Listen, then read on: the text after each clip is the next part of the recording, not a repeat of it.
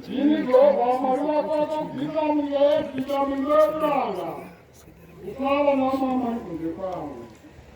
Usawa ibanga ndokalekwa. Anarufana ngedini chikulega kumusoro. Anaweki kwani kapasi. Anaweki mumbraba kutenika. Usawa gamila gogoda na kujishumira. Nokuti ndoka Maruwa kwani maru negodo. Nolola na ndoka shira baba abo. Kila kutuwekidano wekina rono ndilenga. Kila nasone kuru masala anondida. Anokegeta milayo yao. Usalera zitala Jehova Maruwa kwa basina. Nokuti Jehova angara kekupa mosha. Unolela zitala ke basina.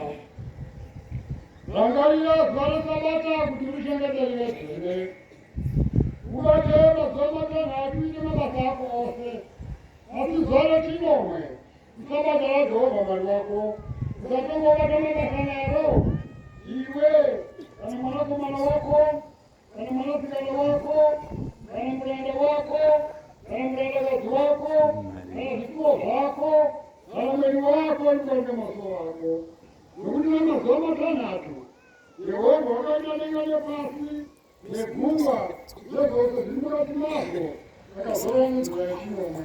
Na hizo. Yehova wakati sabata. Nagalita sene. Uzalama wako na mai wako. Tumazoka na mashinji. Wanigawoti wanagoga marwako. Usaura. Usaita ukome. Usaba. Usakumula kwa kodema.